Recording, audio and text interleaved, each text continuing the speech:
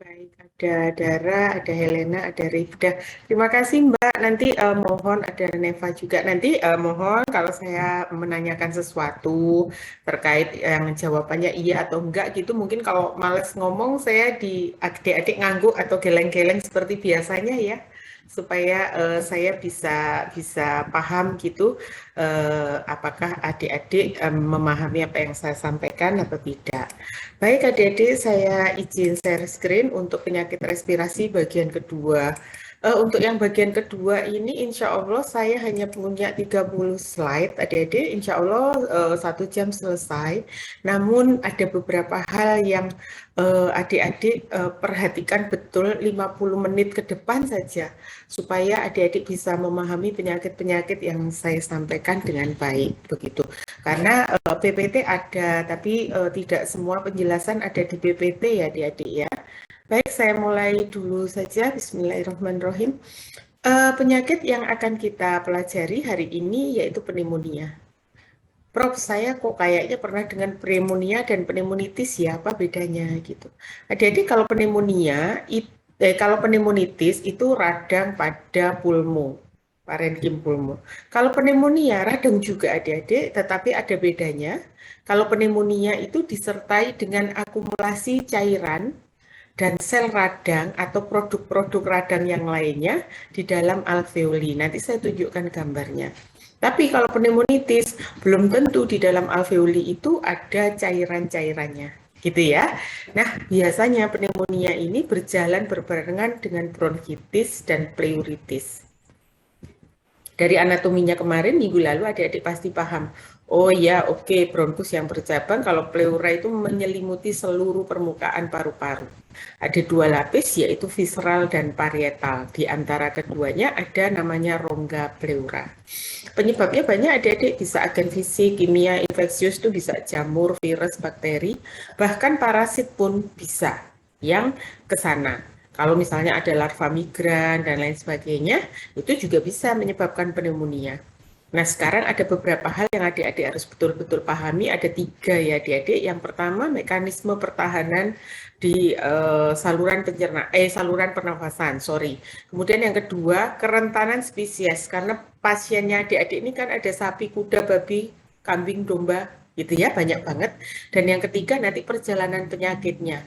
Karena disebabkan virus, disebabkan bakteri, jamur, lesinya berbeda adik-adik. Nanti coba saya jelaskan sekilas, kalau adik-adik mau lebih dalam, boleh, saya pikir juga sudah dapat di penyakit parasiter, penyakit mikro, dan lain sebagainya ya. Baik, ini saya mau tunjukkan hewannya sapi. Sapi itu ada anak sapi yang namanya pedet, ada sapi dewasa. Saya mau komparasi ke adik-adik 2 bakteri penyebab pneumonia pada sapi ya. Dia bisa menyerang pedet, bisa menyerang sapi dewasa. Bakterinya apa? Namanya Menhemia hemolytica. Dari namanya ada adik-adik hemolytica. Oke, paham gitu ya. Yang satu Pasteurella multocida. Adik-adik lihat perbedaannya ya. Pada pedet yang diserang Menhemia hemolytica, adik-adik lihat nih, tulang belakangnya begini, ada neck extension, lehernya menjulur ke depan. Matanya melotot, cuping hidungnya mekar begini karena dia mau mengambil O2 sebanyak-banyaknya. Kemudian ketika adik-adik melihat kembali, lihat persendiannya adik-adik bengkak semuanya. Karena artritis, radang pada sendi. Kemudian kalau misalnya ini tidak bertahan, mati, kalau adik-adik melakukan nekropsi, hasilnya begini. Paru-parunya hancur, ada yang sehat, ada yang kayak gini, memar begini ya, kemudian ada perdarahan yang sangat banyak. Sekarang kita bandingkan dengan Pasteurella multocida yang adik-adik pasti juga udah kenal. Beda. Dengan inspeksi saja adik-adik sudah tahu, ini melengkung adik-adik. Kalau yang tadi kan lehernya yang menjulur, ini enggak. Kenapa dia melengkung begini? Karena dadanya ini sangat-sangat sakit. Bernafas pun dia menggunakan abdomen. Jadi dia menahan sakit yang amat sangat. Kemudian kalau ada dilihat, nggak ada tuh persendian yang membengkak, gitu ya. Tapi adik-adik lihat bahwa di lubang hidung, ada di scat okuler, ada di scat nasal, banyak banget gitu. Karena ngeleler sebenarnya dari hidungnya itu keluar di scat nasal yang mukopurulen adik-adik. Dan kalau adik-adik nekropsi, misalnya sapinya atau pedetnya mati, dia tidak ada bleeding. Seperti yang tadi. Nah sekarang kalau misalnya dia bukan pedet, misalnya sapi dewasa, hampir sama adik-adik untuk yang menhemia hemolitika, karena tadi adik-adik sudah tahu dia kekurangan oksigen nih, matanya sampai melotot kayak gini, cuping hidungnya sampai mekar begini, dan karena kesulitan bernafas dengan hidung, dia open mouth breathing atau bernafas dengan mulut terbuka. Nah udara kalau bercampur dengan liur, kayak adik-adik nyuci baju dulu ambil air, dikasih deterjen, kemudian dikocok gitu kan, keluar busanya, sama ini adik-adik. Mungkin dari jauh kelihatan hipersalivasi, iya betul, tapi kalau ada busa-busa kecil, gelembung-gelembung kecil, artinya problem itu bukan di pencernaan, tapi di respiratory tract. Gitu. Kemudian yang berikutnya pasteuromutosida pada sapi dewasa. Hanya kelihatan ini aja di cat nasal yang mukopurulen seperti ini. Tentu saja tidak hanya pilek begini ya, pasti disertai dengan gejala klinis yang lainnya. Nah, ini soal perbedaan-perbedaan yang ini baru sapi saja, adik-adik. Nanti hewan lain juga akan berbeda. Ini adalah paru-paru, adik-adik. Mirip dengan liver kan, ada lobus gitu. Tapi sebenarnya kalau paru-paru itu selalu ada warna pucat-pucat begini seharusnya, karena alveolinya terisi udara. Tapi kalau dia meradang, dia akan merah. Kalau rubor, tumor, dolor gitu ya, seperti ini. Kalau ada dilihat, ini kan menyerupai ya parenkim hepar. Padahal ini paru gitu. Jadi adik-adik dengan melihat makroskopis juga bisa. Cuman kalau makroskopis itu kan harus nekropsi ya adik-adik. Saya pikir dengan inspeksi, palpasi, auskultasi itu jauh lebih adik-adik bisa gunakan ketika adik-adik mendapatkan pasien yang masih hidup gitu. Kemudian ini patogenesa penyakit itu ada mekanisme pertahanan paru, tadi saya sampaikan, ada kerentanan spesies yang harus dipahami, juga ada tipe-tipe lesi tergantung penyebab pneumonia-nya. Jadi untuk mekanisme pertahanan paru-paru itu dari mulai hidung sampai paru itu ada. Ini yang kemarin saya jelaskan, ada sel bersilia, ada sel goblet yang menghasilkan mukus, sehingga mukosa rongga hidungnya adik-adik itu basah, lembab lah paling enggak. Gitu. Nah, kalau adik-adik bernafas, mungkin pakai flashlight yang ada di HP gitu, coba diarahkan ke atas. Di udara itu banyak sekali adik-adik partikel-partikel. Nah, kalau partikel itu besar, ukurannya 3-10 mikrometer, terhirup adik-adik, maka partikel itu akan dilembabkan oleh mukus. Sehingga sama kayak cucian baju itu, kalau dia kering dan basah, lebih berat yang basah. Kenapa dibuat berat? Supaya ditangkap oleh sel bersilia itu adik-adik. Nah, ketika ditangkap oleh sel bersilia, adik-adik kan bernafas lagi, bernafas lagi, bernafas lagi. Inilah yang nomor 1 ini teori tentang upilologi. Ilmu tentang upil. Pernah kan adik-adik ngupil, dapat kan? Ya itu. Kalau Prof misalnya dia lebih kecil, kemudian lolos ke bawah, gimana? Nggak masalah adik-adik. Di lamina propria saluran nafas itu ada imunoglobulin A, E, dan M ya adik-adik ya. M. Nah, ini juga sama, dia nangkep partikel-partikel, tapi dia humoral. Humoral itu artinya ada sel menghasilkan cairan. Nah, cairan itu adalah imunoglobulin, kemudian protein juga, kemudian dia memfagosit partikel yang masuk ke dalam saluran respirasi yang lebih bawah ketika dia lolos dari lubang hidung. Kemudian kalau misalnya lubang hidung lolos, Prof, lamina propria lolos gimana? Enggak apa-apa adik-adik, nanti kalau ada partikel jauh lebih kecil, dia di alveoli itu banyak makrofa. Nanti juga akan difagositosis. Kalau ini lolos semuanya, Prof, gimana? Adik-adik bersin, batuk, itu mekanisme pertahanan untuk saluran respirasi. Yang muslim coba habis bersin disuruh berdoa kan? Karena adik-adik selamat dari partikel yang menyebabkan sakit. Ada yang bersin berkali-kali tambah ngamuk-ngamuk juga ada, gitu ya. Mungkin belum paham bahwa sebenarnya dihindarkan dari penyakit yang mungkin bisa jadi serius. Nih, kemudian kerentanan spesies adik-adik. Mungkin adik-adik pernah dengar kuda tuh kalau kolik sulit sembuh deh, dia nggak tahan sakit, apalagi sakit perut gitu. Itu kuda yang gagahnya kayak gitu. Sapi yang besarnya kayak gitu itu adik-adik, dia itu rentan penyakit sistem respirasi. Apa ya, orang Jawa bilang gopok gitu, untuk sistem respirasi. Nah, kerentanannya ini disebabkan karena apa? Ini adik-adik, kapasitas pertukaran gas, terutama oksigen, itu rendah pada sapi itu. Sehingga untuk memenuhi kebutuhan oksigen itu dia akan bernafas lebih boros gitulah adik-adik, ya, lebih banyak, lebih sering. Nah, bayangkan kalau dia menghirup udara lebih banyak, otomatis kemungkinan atau probabilitas katutan organisme penyebab penyakit itu juga besar. Gitu. Nih, sehingga kalau pertukaran gasnya rendah, ventilasi basalnya tinggi, sehingga nanti mungkin bakteri, virus yang ada di udara itu lebih mudah masuk. Berikutnya apa? Ketika masuk ke paru-paru, lobus parunya sapi itu banyak. Kayak adik-adik punya rumah, kamarnya banyak. Begitu sudah masuk di satu kamar, terperangkap adik-adik sulit keluar. Makanya dia gopok, dia peka. Dan yang berikutnya adalah jumlah makrofag di alveolinya sapi itu sedikit dibandingkan spesies hewan yang lainnya. Ya sudah, menderita sudah si sapi itu kalau dia kena penyakit sistem respirasi. Gitu ya. Nah, selanjutnya perkembangan penyakit. Saya kasih contoh dua saja, bakteri dan virus ya adik-adik. Kita fokus ke virus dulu. Adik-adik mungkin masih ingat, virus itu kecil banget. Gitu. Dia ini tipenya intraseluler, betul ya? Nggak ada kan virus yang ekstrasel. Kemudian dia sifatnya juga, walaupun intraseluler, dia nggak pernah menghasilkan toksin tuh virus ini. Gitu. Jadi kalau penyebabnya virus, nggak mungkin nanti sapinya, kudanya itu mengeluarkan tanda-tanda toksemia. Nggak mungkin adik-adik. Gitu ya. Nah, sekarang kalau misalnya ada sel, kemudian diinfeksi oleh virus karena dia intraseluler, maka ketika virus itu berproliferasi, adik-adik kacau sudah. Manajemen di dalam sel itu kacau. Kemudian ketika virusnya udah banyak, sel itu akan pecah, nekrosis adik-adik. Maka ketika ada nekrosis pasti disertai dengan radang. Adik-adik lihat, lesinya kalau penyebabnya virus adalah radang nekrotik. Dan nanti kalau dia sudah sembuh karena selnya rusak, kadang-kadang oleh paru-paru diganti sel paru yang baru.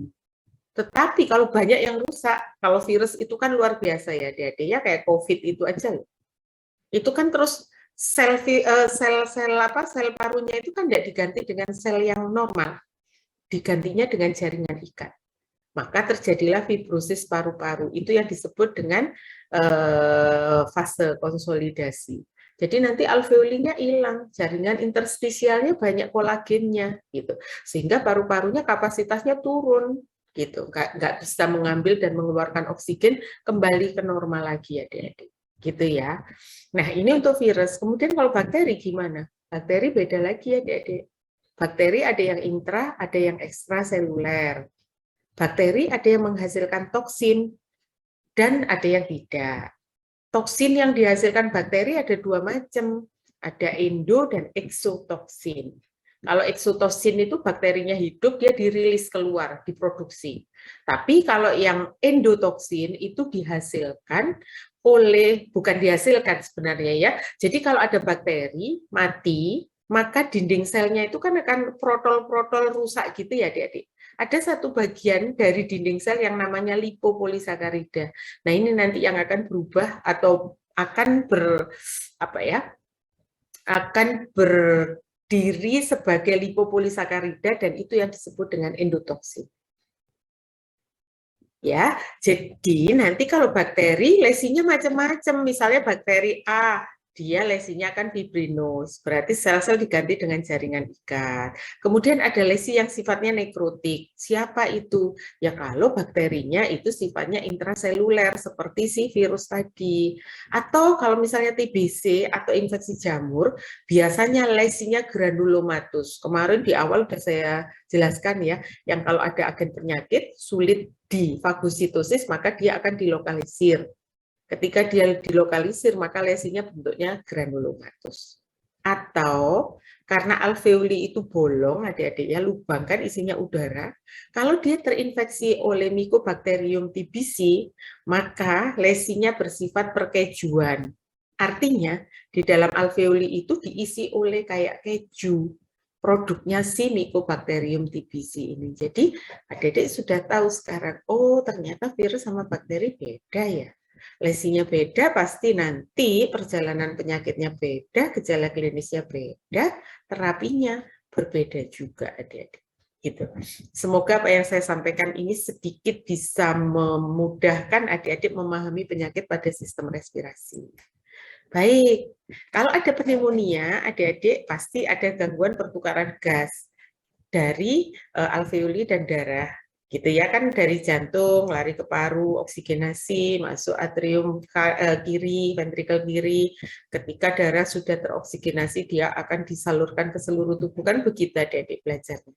Gangguan respirasi nanti gejalanya adalah hipoksia, kekurangan oksigen, dan hiperkapnia, CO2-nya kebanyakan. Kalau penyebabnya bakteri, ingat, mereka menghasilkan produk eksudat maupun toksin. Jadi beda banget dengan virus ya adik-adik ya. Kemudian untuk gejala klinisnya, saya yakin adik-adik pasti paham. Kalau ada yang tidak paham boleh ditanyakan sambil lihat ke monitor adik-adik. Sekarang saya mau menyampaikan ada dua tipe pneumonia besar pada hewan. Yang pertama adalah bronkopneumonia. Artinya yang meradang adalah bronkus dan alveoli. Tapi ada juga pneumonia yang tipenya interstisial pneumonia. Berarti dia meradang itu di bagian interstisial. Bagian yang ada di pinggir-pinggirnya alveoli, adik-adik. Bisa membayangkan, adik-adik? Baik, saya lihat darah udah mantuk-mantuk. Sekarang untuk gejala klinisnya, adik-adik. Kira-kira ada yang nggak paham? Atau sudah paham semua?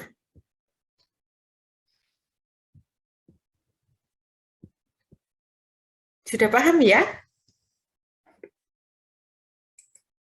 Nggak ada yang ditanyakan, Neva?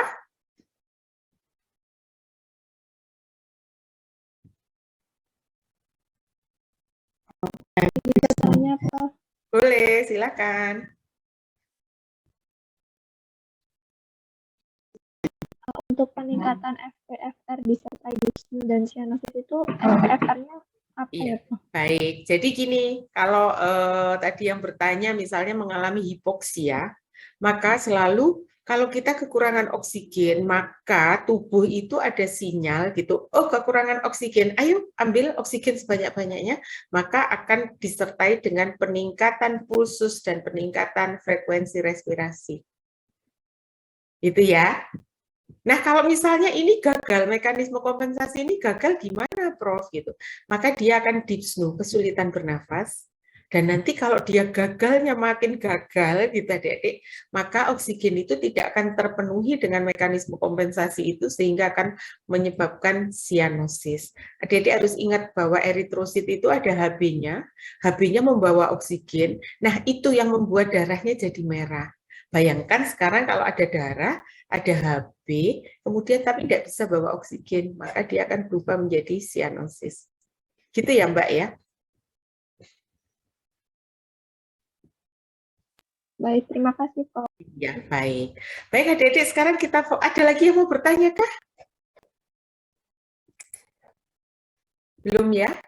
Baik, mungkin saya adik-adik fokus dulu ke sini ya, bronkopneumonia dan pneumonia interstisial. Bedanya adik-adik, bronkopneumonia tadi kan di alveoli ya adik-adik, maka akan banyak cairan radang akibat keradangan yang akan ditampung di dalam alveoli, maka bentuknya moist. Dan ini menimbulkan rasa sakit yang amat sangat. Tetapi kalau pneumonianya interstisial karena dia ada di jaringan yang padat, bukan rongga-rongga seperti alveoli, biasanya tipenya kering. Ini yang membuat adik-adik kalau ke apotek, Mbak mau beli obat batuk, oke. Mbak mau obat batuk kering atau obat batuk yang berdahak? Pernah nggak ke apotek begitu kan sama mbak-mbak? Kenapa begitu? Adik-adik isinya beda. Kalau adik-adik batuknya kering, misalnya pneumonia interstisial itu biasanya kering. Kalau kering, adik-adik diberikan obat yang menekan batuk, antitusif. Tapi kalau batuknya berdahak, adik-adik dikasih obat yang ada pengencer dahaknya dan ada ekspektorannya. Berarti adik-adik akan batuk-batuk terus gitu. Untuk apa? Untuk mengeluarkan dahaknya itu loh adik-adik. Nah sekarang kalau saya salah obat, misalnya Rifda pergi ke apotek, batuknya batuk kering, tapi salah obat dikasih batuk berdahak. Karena Rifda mikirnya kayak gini, jangan-jangan besok ganti ya batukku jadi batuk berdahak ya. Gitu. Nah kalau batuknya Rifda kering, diberi batuk berdahak, dia akan batuk-batuk terus, batuk yang tidak diperlukan untuk mengeluarkan dahak bisa membuat pembuluh darah di sepanjang saluran respirasi itu akan ruptur adik-adik. Nanti tahu-tahu Rifda itu batuknya berdarah, hemoptisis gitu. Jadi hati-hati ya dengan obat batuk yang adik-adik pakai. Kapan pakai ekspektoran, kapan pakai antitusif. Gitu. Baik, adik-adik, sekarang saya mau membedakan antara bronkopneumonia dan pneumonia interstisial ya. Ingat, yang ini tadi ada cairannya, yang ini enggak. Kemudian suara respirasi ada dua, suara bronchial dan vesikuler. Bronchial ya bronkus, kalau vesikuler tuh di alveoli. Variabel yang adik-adik harus pakai untuk membedakan keduanya adalah fasenya. Dari anamnesa misalnya, oh baru sehari dok, oh baru 2 hari dok, itu namanya fase awal adik-adik. Di fase awal ketika adik-adik melakukan auskultasi, suara vesikulernya dua-duanya terdengar. Artinya, kalau vesikuler yang di alveoli yang lumennya kecil kedengaran, yang bronchial kedengaran atau enggak, ayo. Yang volumenya lebih besar. Terdengar nggak? Halo, Arum, jangan tegang. Ayo, di awal kalau suara vesikuler, udara yang keluar masuk alveoli yang ukuran lumennya kecil aja kedengaran, yang bronchial kedengaran nggak menurutmu? Iya. Gitu ya adik-adik ya. Jadi kalau membaca atau apa tetap analisisnya adik-adik tetap diperlukan. Sekarang kalau ada eksudat misalnya, ada cairan ngumpul tuh. Dia itu adanya di sini adik-adik. Di bronkopneumonia. Karena yang menghasilkan itu biasanya paling banyak produktif adalah bronkus. Maka didengarkan suara moist adik-adik. Kemudian moist ini, rales ini ada di suara bronchial yang abnormal adik-adik. Ya, nanti mungkin suara vesikulernya juga abnormal juga tergantung seberapa banyak eksudat yang dikeluarkan. Tapi kalau pneumonia interstisial karena tidak ada cairan yang terakumulasi, maka suara bronchialnya terdengar. Kemudian kalau suara vesikulernya kedengaran enggak? Ya pasti kedengaran adik-adik. Kalau di fase kesembuhan ada konsolidasi, kemudian digantikan oleh jaringan ikat gitu. Kira-kira kalau yang bronkopneumonia kedengaran nggak suara bronkialnya? Kedengaran, sama dengan yang ini adik. Karena ketika konsolidasi biasanya tidak semua cairan bisa habis bersih, masih bersisa. Jadi suara moist ini masih kedengaran adik-adik. Tapi kalau untuk bronkial, untuk pneumonia interstisial, suara bronkialnya kedengaran. Mungkin adik-adik kepikiran gini, Prof, itu yang pneumonia interstisial ini kok bronchial toh ya vesikulernya kemana? Kedengaran enggak? Enggak adik-adik. Kenapa enggak kedengaran? Karena bagian yang di pinggir-pinggirnya alveoli, jaringan interstisialnya itu meradang. Kalau radang itu kan kalau rubor, tumor, dolor ya. Jadi ketika adik-adik naruh diafragma di permukaan paru-paru, suara respirasi yang keluar masuk, suara vesikuler masuk keluar alveoli itu dia terhalang oleh dinding alveoli dan jaringan interstisial yang menebal sehingga adik-adik nggak bisa mendengar. Paham ya adik-adik ya? Baik. Kemudian kalau pleuritis ini lebih ke bronkopneumonia. Kalau pneumonia interstisial kan letaknya di dalam ya adik-adik parenkim paru. Tapi kalau pleura itu kan di samping. Jadi yang mendengarkan suara friksi hanya untuk yang bronkopneumonia saja, sementara untuk yang interstisial enggak. Untuk suara friksi saya jelaskan nanti di pleuritis ya adik-adik. Baik. Berikutnya adik-adik lihat ini bronkopneumonia. Bronkopneumonia dari yang akut akan berubah menjadi kronis ketika ada tanda-tanda toksemia. berarti penyebabnya bakteri. Ada peningkatan frekuensi pulsus dan respirasi. Ingat, tadi ada dyspnea, maka ketika dyspnea dia akan open mouth breathing, bernafas dengan mulut terbuka. Karena dyspnea, inspirasi dan ekspirasinya jadi lebih panjang. Kemudian ada eksudat mukopurulen. Karena ada eksudat, batuknya basah. Dan karena ini kronis, maka kronis, lama. Nah, ketika ada cairan berkumpul, biasanya di suara bronkial. Sehingga suara bronkialnya disertai dengan moist ini tadi seperti yang ada di sebelah, adik-adik. Baik, adik-adik, terapinya apa?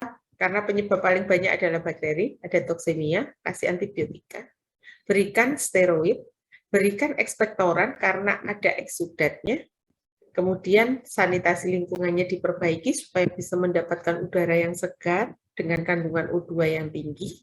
Makanannya harus tinggi protein, adik-adik, untuk membantu sistem imun, karena protein itu diperlukan untuk sel-sel imunokompeten, pembentukan protein-protein yang berperan pada proses keradangan, gitu ya, dan mengurangi exercise. Karena makin dia pneumonia, makin dibuat exercise, maka akan kayak payah banget gitu adik-adik stabinya, gitu ya. Jadi exercise-nya dikurangi. Dikurangi adik-adik ya, bukan dihentikan sama sekali. Tetap exercise tapi jauh lebih ringan dari sebelumnya. Nah, ini macam-macam pneumonia, ada dua, nanti ada pneumonia aspirasi dan ada pneumonia embolik. Adik-adik, nanti saya jelaskan.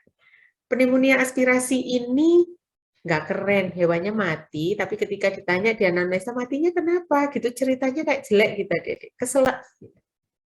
Sesuatu yang seharusnya masuk GI tract, masuk respiratory tract. Mungkin kalau mbak-mbak nggak seberapa ya, tapi mas-mas tuh biasanya misalnya di kos-kosan lagi nongkrong gitu ya, atau lagi makan bareng tuh sambil bercandaan gitu. Tahu-tahu ada yang keselak, kemudian nasinya keluar lewat hidung. Itu kan berarti mestinya masuk GI tract, dia keluar lewat respiratory tract. Tapi ini bukan keluar adik-adik, tapi masuk ke dalam alveoli. Bisa padat, bisa cair, ya. Dan keduanya itu tidak steril. Mungkin adik-adik pikir gini, oh oke, aku paham kalau yang masuk cairan itu lebih mudah diabsorpsi, betul. Kalau yang padat lebih sulit untuk diabsorpsi, betul. Tapi untuk yang cairan yang diabsorpsi, kalau misalnya ada sapi banyak kutunya, kemudian Arum itu mau dipping.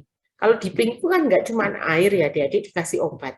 Nah, ketika sapinya bleb-bleb-bleb masuk hidung cairannya, cairan memang diabsorpsi, iya. Ketika cairan itu masuk, maka ketika dia diabsorpsi, efeknya tidak hanya di paru-paru, tetapi efeknya jadi sistemik. Obat yang tadi itu loh, yang maunya topikal, masuk respiratory tract, diabsorpsi, efeknya tidak lokal di paru-paru, tapi menyebar ke seluruh tubuh. Jadi, mau padat, mau cair, tidak steril, dua-duanya berpotensi menimbulkan kematian ya adik-adik ya, harus paham itu. Kemudian biasanya penyebabnya apa? Ini adik, salah prosedur memberikan obat atau makanan atau minuman. Mestinya kan diselipkan di antara gigi atas dan bawah adik-adik ya. Untuk apa itu? Kok mesti nyontang itu kok mesti dari samping ya, nggak pernah dari depan. Kalau dari samping itu ada kemungkinan lidah itu untuk begini loh adik-adik, diatur supaya masuknya betul-betul ke GI tract. Coba bayangkan kalau adik-adik nyemprot dari depan, epiglotisnya itu nggak siap, seringkali keselak. Nih, dipping yang tadi tak ceritakan, Arum mau dipping ektoparasit yang ada di badannya sapi-sapinya. Setelah vomit, adik-adik pernahkah adik-adik muntah? Belum selesai satu fase muntah yang pertama, adik-adik udah kayaknya pengen muntah lagi. Pernah nggak? Pernah. Saya lihat Hana mantuk-mantuk. Oke, berarti adik-adik muntah, ini belum selesai gitu, adik-adik sudah pengen muntah lagi. Refleks adik-adik pasti bernafas. Nah, ketika adik-adik bernafas, maka sebagian kecil sisa muntahan yang pertama biasanya akan masuk ke dalam respiratory tract. Jadi ya bisa apa saja adik-adik gitu. Kemudian gejala klinisnya adik-adik pasti pneumonia, mirip dengan pneumonia. Tapi karena dia tidak steril, kan biasanya ada bakterinya tuh. Dan bakterinya itu biasanya menghasilkan toksin. Maka akan terjadi toksemia dalam waktu 2-3 hari. Dan Bisa berubah kronis kalau dia membentuk abses kayak yang saya jelaskan faringitis, laringitis, dan tracheitis minggu lalu. Biasanya adik-adik kalau ada toksemia itu dia mati. Oleh karena itu kalau adik-adik punya kasus yang seperti ini, mungkin di hari pertama, kedua, dan ketiga, itu kalau progresnya tidak bagus, jangan dipertahankan, boleh disarankan untuk dipotong saja. Masih laku kan pasti gitu. Nah ini kemudian diterapi kan udah dikasih antibiotika, Prof. Hati-hati ya adik-adik ya, kalau adik-adik pakai antibiotikanya broad spectrum dan ternyata bakteri yang ada di makanan yang masuk ke paru tadi itu bakterinya gram negatif, maka ketika bakteri itu mati, ingat tadi, bagian dari dinding selnya akan berubah menjadi lipopolisakarida. Jadi mestinya tidak toksik, dia berubah menjadi endotoksemia. Mati juga adik-adik. Gitu. Jadi untuk yang ini hati-hati ya, prognosanya tidak begitu bagus. Untuk yang kesel tadi. Sekarang kita ke pneumonia yang jenis berikutnya, embolik. Ini adik-adik melibatkan dua organ, liver dan paru-paru. Kita startnya di sini ya. Bayangkan sekarang livernya itu ada bisulnya. Livernya sapi yang begitu besar, bisulan. Dan bisulnya itu biasanya tidak cuma satu, banyak adik-adik. Maka disebut dengan multiple hepatic abscesses pada sapi. Gitu ya. Karena banyak absesnya, seringkali beberapa abses ini ruptur, pecah. Adik-adik pernah bisulan enggak ya? Kalau bisulnya pecah itu kan pasti ada nanah, ada darah ya enggak? Itu pasti nanti akan ada gumpalan-gumpalan karena darah yang campur diisi dari abses itu, dia akan menggumpal adik-adik. Nah, di dalam liver itu ada aliran darah yang nanti membawa darah itu menuju ke jantung sebelah kanan, ke atrium kanan. Siapa dia? Dia adalah vena cava posterior. Yang besar, vena gede. Adik-adik diingat-ingat ya, vena itu tidak pernah berpulsasi, tidak pernah berdenyut. Di dalam vena itu ada katup. Katupnya itu begini. Jadi ada katupnya gitu. Ya. Nah, ini yang tadi gumpalan-gumpalan yang keluar dari abses tadi, dia akan nempel di katup-katup itu kayak kecantol gitu lah adik-adik. Nyantol di katup-katup itu. Nah, ketika dia nyantol di katup vena cava posterior, dia akan stay, diem. Ya, diem di katup itu maka disebut dengan trombus. Adik-adik bayangkan ya kalau di katup itu trombusnya tambah banyak, tambah banyak, tambah banyak, maka lumen dari vena itu menjadi lebih sempit. Ketika lumen itu sempit, tekanan aliran darahnya itu walaupun pasif, tidak ada pulsasinya kan sangat besar. Ada kemungkinan sebagian atau keseluruhan trombus ini akan lepas. Dia akan ikut peredaran darah. Dari vena cava posterior, dia menuju ke atrium kanan, ventrikel kanan, arteri pulmonalis, kemudian dia pergi ke paru-paru. Masih ingat ya adik-adik ya jalurnya ya? Nah, ketika trombus ini lepas dari vena, maka namanya berubah menjadi emboli ya adik-adik ya. Kalau trombus tuh stay, diem di vena. Tapi kalau emboli itu sudah ikut aliran peredaran darah.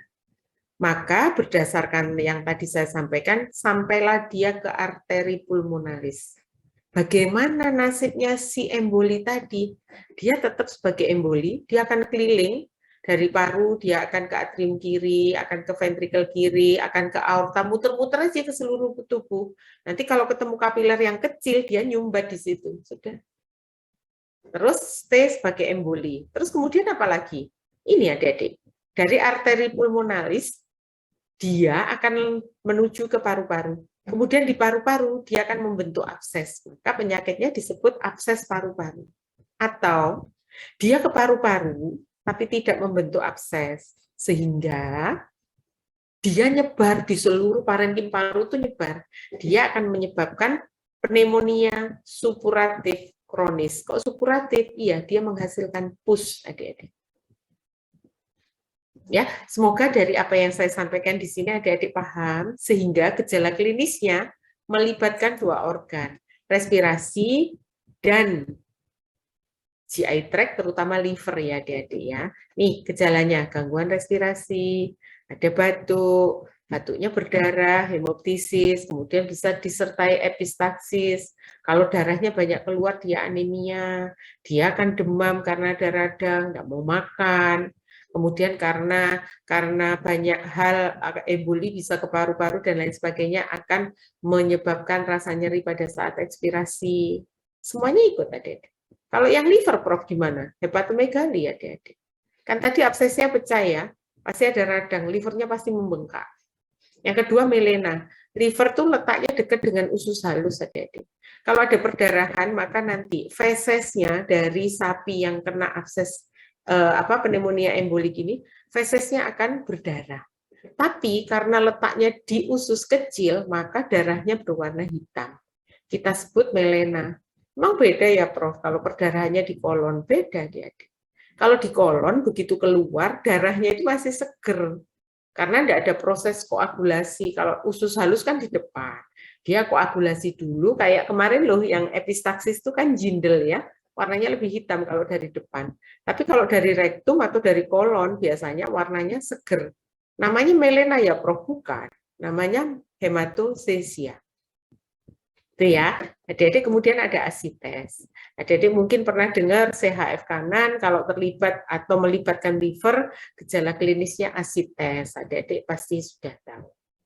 Prognosanya adik-adik infausta. Jadi kalau ketemu yang begini dijagal saja ya selagi masih hidup, nanti livernya bisa dibuang, parunya bisa dibuang, tidak dikonsumsi. Tapi dagingnya kan bisa. Nah, yang berikutnya adalah abses pada paru. Bisa disebabkan karena abses hepar tadi berdasarkan patogenesa tadi, tapi bisa juga disebabkan karena ini adik, penyakit penyebab primernya pasti di respiratory tract ini. Tapi kalau yang sekunder ini biasanya disebabkan karena proses atau problem di organ yang lainnya. Gejala klinisnya mirip dengan pneumonia, disertai hemoptisis dan epistaxis. Tapi kalau yang abses paru-paru, karena paru-paru abses itu isinya nanah darah, maka ada discharge nasal yang sifatnya purulen, ada pusnya, adik-adik. Ya, ingat bisul, abses bisul itu banyak nanahnya. Discharge nasalnya purulen. Untuk yang seperti ini, adik-adik melakukan X-ray ya. Buat apa tuh Prof X-ray? Nah, X-ray untuk hewan besar beda. Bukan sapinya dibawa ke meja X-ray, tapi alat X-ray-nya dibawa ke tempat sapi. Untuk apa? Nih, untuk lihat lokasinya di paru-paru itu yang mana, kanan apa kiri, lobus yang depan apa yang kaudal, gitu. Adik-adik harus lihat. Dan adik-adik harus melihat ukuran absesnya, berapa besar. Gitu ya. Oh, 5 cm, oh 10 cm, ya berdasarkan hasil X-ray atau USG sebenarnya, adik-adik. Bisa dilihat. Itu akan memudahkan dokter hewan untuk misalnya mau operasi, oh tahu yang dia lobus sebelah kanan, ya nanti di kanan insisinya. Jangan sampai lobus kanan nanti insisinya di kiri, paru-parunya diputer-puter kan ya tidak bisa gitu ya. Jadi ini metode diagnostik yang memudahkan kita melakukan penanganan. Ini adalah contoh heparnya sapi yang mengalami abses. Ini multiple, absesnya banyak. Ini kalau sudah terjadi hepatic pulmonary abscesses, ini hewannya ini sapi ya, adik mati, muntah darah, epistaxis, batuk darah juga dari hidungnya keluar darah sebegini banyak. Dan ini sudah menggumpal adik-adik. Jadi adik-adik bisa bayangkan kalau adik-adik telat mendiagnosa, adik-adik tidak tahu prognosanya, ya ini yang kejadian. Padahal kalau sebelum mati adik-adik paham betul, mungkin masih bisa dijagal gitu ya, seperti yang tadi saya sampaikan. Ini contoh yang paru-paru yang kena TBC adik-adik. Bayangkan ini alveoli, tapi alveolinya diisi keju-keju. Sehingga kalau dia terbungkus, tidak diisi begini, ketika adik-adik meraba itu kayak meraba permukaannya brokoli itulah adik-adik. Dia irregular. Ketika diinsisi nekropsi ternyata kejunya banyak, tapi ini zoonosis loh ya, menular. Hati-hati. Harus pakai masker, pakai kacamata, sarung tangan, gitu adik-adik. Baik, sekarang penyakit pada rongga dada dan pleura ya, adik-adik, diafragma dan pleura. Tergantung isinya. Adik-adik ingat-ingat ya, pleura itu punya rongga. Mestinya kalau normal dia ada udara sedikit, ada cairan sedikit. supaya kalau paru-paru mengembang mengempis tuh dia aman, ada trauma di dinding torak tuh parunya aman karena ada pleura. Nah, adik-adik kadang-kadang karena trauma, karena satu dan lain hal, itu rongga pleura itu atau rongga dada itu terisi dengan cairan air hidrotorak, adik-adik. Kalau isinya nanah namanya piotorak, kalau isinya darah namanya hemotorak. Kalau misalnya adik-adik mungkin pernah dengar kelenjar limfe ya, ada saluran limfe, ada cairan limfe, sama itu alirannya kayak darah adik-adik. Kalau adik-adik dulu belajar anatomi kan ada arteri, vena, pembuluh limfe apa namanya gitu. Itu juga sama, duktusnya paling besar tuh di hepar. Nah, di dada. Nah, ketika dada ini ada trauma, kemudian duktus toraksikus dari kelenjar limfe itu trauma, maka cairan limfe itu juga akan keluar. Bisa di rongga dada, bisa masuk ke rongga pleura. Kalau yang isinya itu kelenjar cairan limfe, adik-adik disebut dengan kilos hidrotorak. Ini kan air ya. Tapi kalau adik-adik bingung, adik-adik boleh menyebutnya kilostorak nih. Kilostorak saja tidak pakai hidro. Bedanya apa, Prof, dengan yang hidro? Kalau hidro itu ya air, adik-adik. Tapi kalau yang kilo hidrotorak ini kayak lem cair. Dia bening kan kayak air. Tapi kalau dipegang tuh agak sedikit lengket. Beda ya. Nanti gimana Prof bisa tahu kalau ini ya? Nanti ada teknik aspirasi namanya torakosentesis. Kalau asites kan abdominosentesis ya. Nah itu. Ini kalau hidrotorak adik-adik penyebabnya ini CHF, hipoproteinemia, ruptur ductus toracikus. Kalau hemotorak pasti harus ada trauma karena benda tajam, pembuluh darahnya putus, darahnya ngumpul di sana. Gitu. Ya. Oke, adik-adik, sekarang saya mau menjelaskan. Adik-adik pahami ya, karena ini dipakai terus nanti sampai yang slide terakhir. Adik-adik kalau kita berdiri, kita ini kan berdiri dua kaki, jantungnya di depan ya, jantungnya di depan, paru-parunya di belakangnya, nempel ke punggungnya kita. Tapi kalau anjing, kucing itu kan berjalan 4 kaki, jadi jantungnya di tengah, nah paru-parunya di atasnya gitu. Tinggal ganti posisi aja kayak adik-adik sujud deh, atau adik-adik rukuk deh, gitu. Bisa bayangkan ya adik-adik ya. Nah sekarang ada rongga dada, di luarnya ada paru-paru, di tengahnya ada jantung. Adik-adik, kalau gambar lope-lope itu ya, yang bentukan hati itu, kan bentuknya yang atas lebih cembung dibandingkan yang bawah, iya enggak? Kalau dianalogikan dengan bentuk jantung, bagian yang atas yang cembung itu apa? Atrium atau ventricle, adik-adik?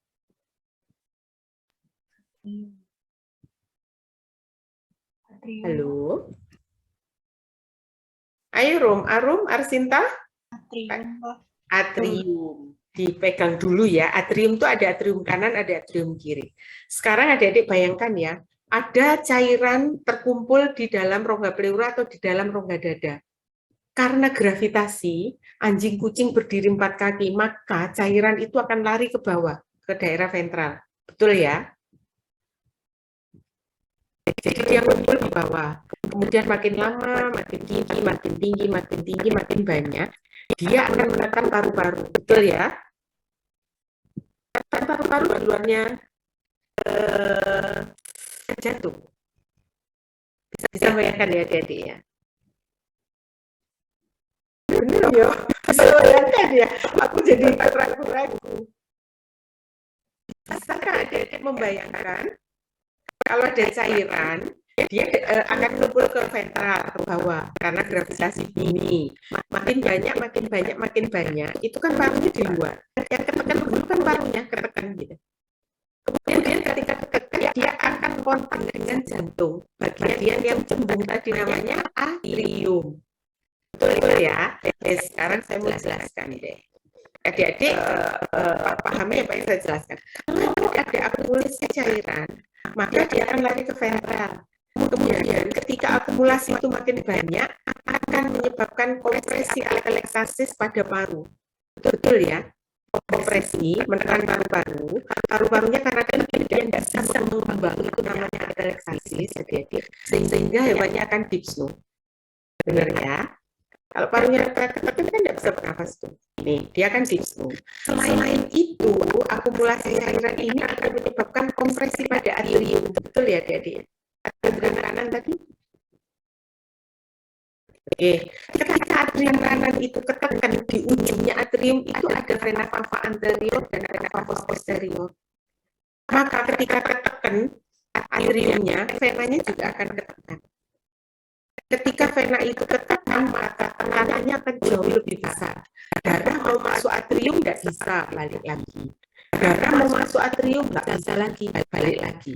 Jadi seolah-olah vena cava anterior, posterior, dan vena jugularis kayak punya pulsasi. Padahal kita udah janjian kan vena nggak punya pulsasi tadi. Ya, itu kira-kira begitu adik-adik. Jadi gejala klinisnya anemia, kalau ada perdarahan, pneumonia, flu karena kompresi, suara respirasi normal pada bagian ventral paru-paru tidak terdengar, dia kelelep dengan cairan yang tadi, dia akan lari ke ventral, biasanya unilateral. Nah, ketika bernafas, adik-adik pernah makan iga panggang kan? Selalu ada koste, di antara koste kan ada dagingnya yang ada makan kalau makan iga penyet. Nah, kalau kostenya itu tepat ya, kakinya dia tidak besar. Tapi daging yang di antara dua koste ini nanti pada sisi yang sehat, misalnya ya dada sebelah kiri ketusuk, dada kiri mungkin nggak aktif adik-adik, tapi dada yang kanan dia akan mengkompensasi jalan dada kiri yang trauma, sehingga dia terlihat lebih aktif. Kalau dia aktif, kostenya itu nggak bisa dilihat perubahannya karena dia stay di situ kaku. Tapi muskulus interkostal itu kelihatan dia cembung. Jadi dia tidak rata, tapi menonjol karena dia aktivitasnya besar, gitu ya. Ada kongsi dan pulsasi vena jugularis tadi sudah saya jelaskan. Kemudian torakosentesis untuk melihat isinya darah apa, tapi dikonfirm dulu dengan X-ray ya. Nanti yang ditusuk itu biasanya kalau hewan kecil di interkostal 8, 9, 10 adik-adik. Ditusuk dan nantinya sebelah kiri loh adik-adik yang ditusuk atau sebelah kanan boleh karena hewan-hewannya kalau hewan kecil sebelah kiri.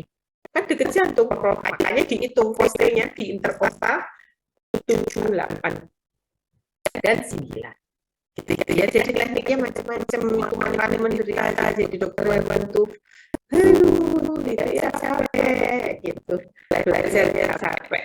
Kemudian ada terapinya, ini kalau dia disuruhnya berlebihan ada boleh torakosentesis. Sama dengan hewan asites itu boleh torakosentesis, tapi tidak nyedotnya semangat terus sampai naik itu ya, tidak boleh. Nanti hypovolemic shock. Ya, tuh. Kemudian kalau diambil biasanya akan terjadi akumulasi kalau ada tidak tahu penyebabnya. Misalnya karena pembuluh darah yang putus. Nah, kalau pembuluh darah itu nggak diikat, maka dia akan akumulasi terus. Kemudian ada lihat ya, ini karena problem pembekuan darah deh. Dikasih koagulansia. Darahnya banyak nih yang keluar, transfusi aja boleh. Misalnya sapi mau ditransfusi, ambil sapi lain yang sehat, ada hitung-hitungannya adik-adik untuk donor dan resipien. Nanti kita lihat CCP-nya dihitung. Kalau pertama kali boleh dilakukan antar sapi, antar domba, antar anjing, antar kucing boleh sekali. Untuk yang kedua, adik-adik harus melakukan blood typing dan cross matching. Karena tadi kan udah pernah ditransfusi sekali, dia punya antibody, dia punya memori sel. Jadi kalau dikasih yang lain yang tidak sama dengan darahnya, dia nanti akan rejection ya, ya. Tuh. Kemudian ini contoh pneumotoraks. Ini penyakitnya Rift Valley Fever di luar adik-adik ya. Ini vektor bone disease. Jadi ada vektornya. Kalau ada vektornya, kita kerjanya double mengendalikan vektor tadi ini. Kayak demam berdarah pada manusia, adik-adik. Tapi ini pada sapi. Mirip. Gitu. Sekarang pneumotoraks, kalau ini yang terakumulasi bukan cairan adik-adik, tapi udara. Udara terperangkap di dalam rongga toraks itu problem adik-adik. Karena rongga toraks ini tekanannya positif. Jadi adik-adik kalau OH, main buka aja perutnya. OH aja. Tapi kalau paru-paru nggak bisa adik-adik, begitu ada rongga, ada kontak dalamnya paru-paru, dalamnya rongga dada dengan udara luar, paru-parunya langsung kempes. Karena tekanannya positif. Oleh karena itu, kalau adik-adik melakukan torakotomi atau bedah torak kayak apa gitu kan, posisinya dipotong tuh, gitu ya, terus dibuka. Pada saat dibuka itu fungsi jantung, fungsi paru dipindahkan ke mesin supaya tekanannya oke. Nah, kalau kita torakosentesis gimana? Permukaan lubangnya kecil ya, itu ada tekniknya. Kulitnya ditegangkan, kita coblos, kalau cairannya sudah keluar, pada saat menarik jarum ini harus bareng dengan itu tadi, apa kulit yang kita tegangkan tadi kita tutupkan segera supaya tidak ada kontak gitu ya. Nah, ini untuk ini penyebabnya luka tusukan, misalnya tulang rusuknya patahnya itu malah nyokrok ke paru-parunya, problem ini. Kemudian ada ruptur spontan pada saat batuk. Selain pembuluh darahnya pecah, kalau adik-adik salah obat itu bisa ruptur loh adik-adik ini, paru-parunya bisa ruptur. Atau torakotomi. Bukannya torakotomi yang ngerjakan dokter hewan ya, Prof? Iya. Tapi ketika melaksanakan karena satu dan lain hal mungkin tidak proper, tidak presisi, kita ada masalah ya. Ini disusunya inspiratoris, ada dia gejalanya. Di sisi yang karena pergerakannya turun, di sisi yang sehat pergerakannya meningkat, sehingga nampak penonjolan dinding torak di space interkostalnya, bukan di postingnya ya adik-adik ya. Kemudian suara vesikuler nggak kedengaran. Kenapa? Ya tadi hilang adik-adik. Suara bronkial pada bagian ventral paru-paru bisa didengar.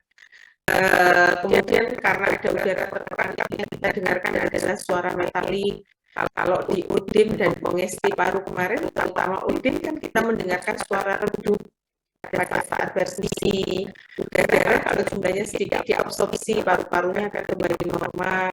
Tapi ada infeksi karena kurang menyebabkan pleuritis. Terapinya antibiotika dan istirahat adik-adik ya. Kalau untuk luka dijahit ya, luka dijahit buat baju aja, tapi ada prosedur bedah yang diikuti. Mungkin nanti di bedah khusus diberikan. Ya. Nah, sekarang ini hernia diafragmatika, saya nggak jelaskan banyak. Kalau udah ketemu kasus begini sulit, jagal saja sudah, supaya petaninya tidak terlalu banyak rugi. Ada yang lihat, mestinya dinding torak dan abdomen itu kan ada sekatnya, ada diafragmanya. Ini ada lihat. Nggak ada. Ini dinding kafum torak dengan kafum abdomen jadi satu. Jadi jantung, paru, ginjal, usus, liver campur jadi satu. Ya, nah itu yang kayak gini sudah dari pasti di Repro juga sudah pernah dapat, kita skip aja ya. Kita di sini sekarang. Ini topik terakhir adik-adik, perhatikan betul. Karena sekali lagi perjalanan penyakitnya sangat menentukan gejala klinis yang muncul, ya. Pleuritis, radang pada pleura. Pleuritis biasanya bukan penyakit primer, betul, jarang ya dia penyakit primer. Kecuali kalau pleuranya itu ketusuk misalnya, trauma, itu baru primer. Biasanya dia adalah ikutan dari penyakit-penyakit yang lain. Bisa infeksius, bisa non-infeksius, atau karena trauma bisa. Ya, ini penyebabnya bisa primer, bisa sekunder. Sekarang perhatikan bagian ini ya. Ini yang orange yang kayak ada dahan pohon. Nah, ini adalah paru adik-adik, paru, pulmo. Kemudian di dinding pulmo ini yang ini garis yang satu garis ini adalah pleura visceral. Kenapa disebut visceral? Karena dia nempel ke paru, gitu ya. Kemudian adik-adik lihat ini yang bagian luar ini adalah pleura parietal. Di antara pleura visceral dan parietal ada bagian yang ini, yang lebih terang warnanya. Ini yang disebut pleural space atau rongga pleura. Sekarang bayangkan ya adik-adik, kalau ada udara, ada cairan terperangkap di dalam rongga pleura, itu akan menyebabkan pleuritis, radang pada pleura. Nah, cairan itu sama dengan yang tadi, karena gravitasi dia akan ke ventral. Ya. Ini akan ke ventral. Kemudian ketika dia terakumulasi banyak, dia akan menekan dinding dari pulmonya. Nah ini maka pulmo ini kalau ketekan dia akan kolaps, fungsinya juga akan terganggu. Gitu ya. Nah, sekarang yang kedua yang harus adik-adik pahami. Ketika ada cairan yang terakumulasi di sini, maka kalau stetoskopnya adik-adik di sini, adik-adik tidak akan mendengarkan suara vesikuler. Satu. Kalau stetoskopnya adik-adik di sini, adik-adik bisa mendengarkan suara vesikuler.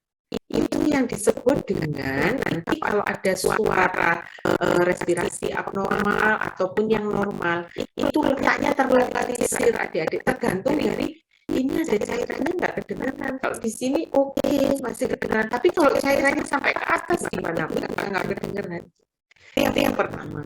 Yang kedua, kalau ada trauma pada pleura, maka rongga pleura, ini kan ada rongganya ya adik-adik. Ketika ada trauma, maka bagian pleura yang ada lukanya ini, dan karena rongganya itu kempes, dia akan nempel.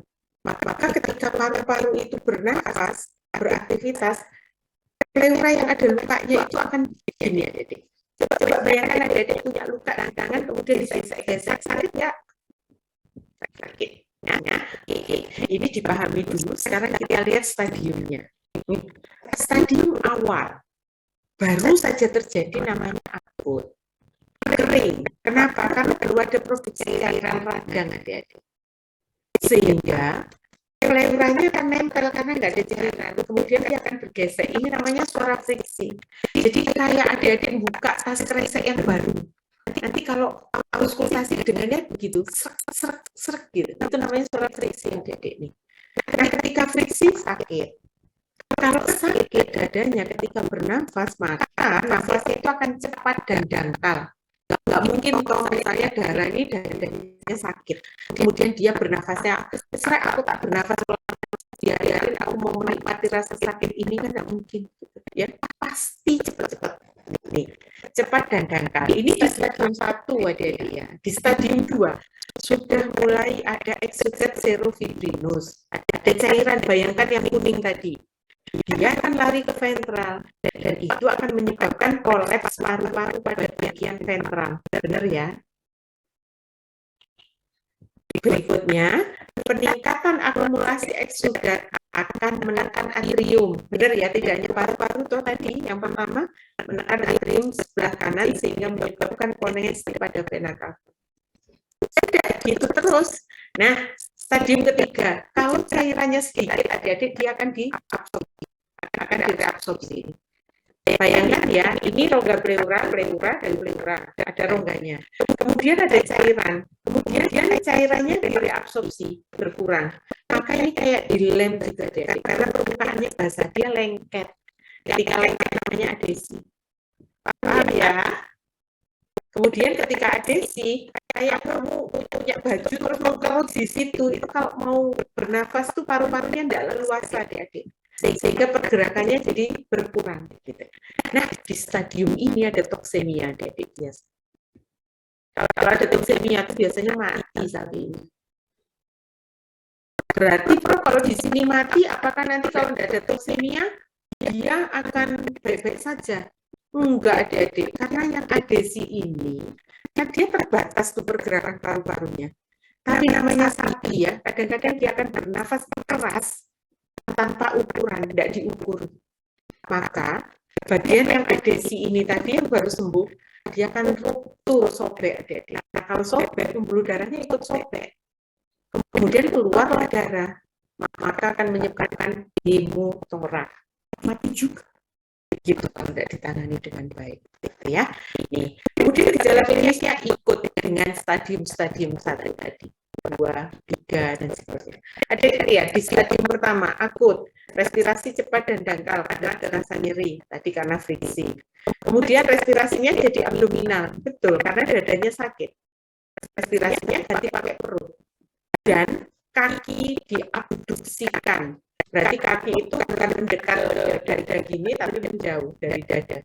Karena dia tidak mau tertekan sakit dadanya. Suara friksi, temperatur, dan frekuensi pulsus meningkat. Di stadium 2, tentunya adalah ada cairan.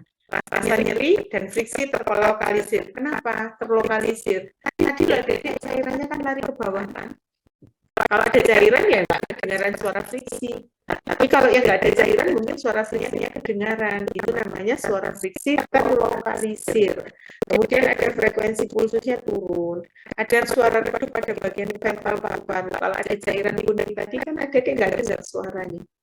Ya, ketika dibatasi ada suara redup atau dullness. Kemudian ada dyspnea inspiratoris, masih batuk, abduksi siku, kalau toksemia mati, saya tadi sudah sampaikan ya adik-adik ya. Kemudian kalau misalnya dia tidak ada toksemia, dia kan berlanjut stadium kesembuhan. Tapi karena adesi, respirasinya terganggu. Kalau dia ada ruptur adesi karena effort bernafas yang berlebihan, jadi motor. Jadi mungkin bisa lolos di sini, tapi ada ini atau mati di sini, kemungkinannya begitu adik-adik. Kemudian untuk diagnosa apa? Ambil cairan di analisis ya adik-adik. Apakah dia masuk kategori transudat, modified transudat atau exudat.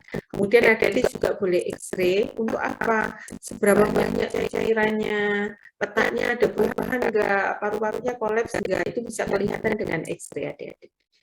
Cara terapinya sama, torakosentesis, memberikan antibiotika, hati-hati penggunaannya karena bisa menginduksi toksemia. Kemudian karena ada rasa sakit yang amat sangat, adik-adik berikan analgesik atau adik-adik berikan steroid dengan syarat penyebabnya bukan virus. Satu. Dan ketika menggunakan kortikosteroid mulai dari depan ya adik-adik yang pertemuan pertama, kalau adik-adik pakai steroid, nggak boleh berhenti mendadak. Harus tapering dosisnya diturunkan secara gradual baru berhenti. Itu harus ingat terus itu ya. Kemudian ini adalah contoh parenkim paru adik-adik, yaitu kalau pleuranya sehat itu begini, bening ini tidak transparan, tapi ini adalah bagian pleura yang diisi dengan cairan. Nah ini biasanya untuk torakosentesis tuh kalau manusia nyoblosnya dari punggung adik-adik. Istilah awam untuk adik-adik mungkin yang lebih familiar itu paru-paru basah. Kenapa paru-paru basah kemudian dicoblos, keluarkan cairannya bisa dapat seliter setengah itu kalau orang. Kalau sapi bisa sampai 5 liter loh, adik-adik 3, 4, 5 liter. Karena ukurannya besar banget gitu. Nah ini pleural effusion. Baik adik-adik, sebentar dari kemarin tuh tiap gambar ini saya mau maju itu selalu salah dengan ngeklik stop share. Nanti adik-adik pikir saya korupsi waktu ya, sudah habis kok adik-adik. Ya, jadi kalau adik-adik yang mau ditanyakan boleh, kalau adik-adik belakang ini masih punya jadwal kuliah yang lain, tidak apa-apa. Monggo silakan kalau ada yang mau ditanyakan.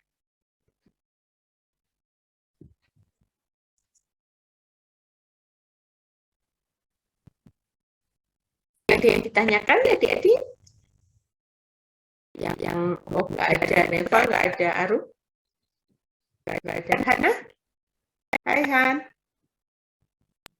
Belum ada juga. Baik adik-adik, kalau misalnya tidak ada yang ditanyakan tidak apa-apa karena sudah jam 10:07. Saya izin untuk menutup pertemuan pagi hari ini. Semoga apa yang saya sampaikan bisa menambah sedikit ilmu adik-adik. Selamat siang. Assalamualaikum warahmatullahi wabarakatuh. Jaga kesehatan ya.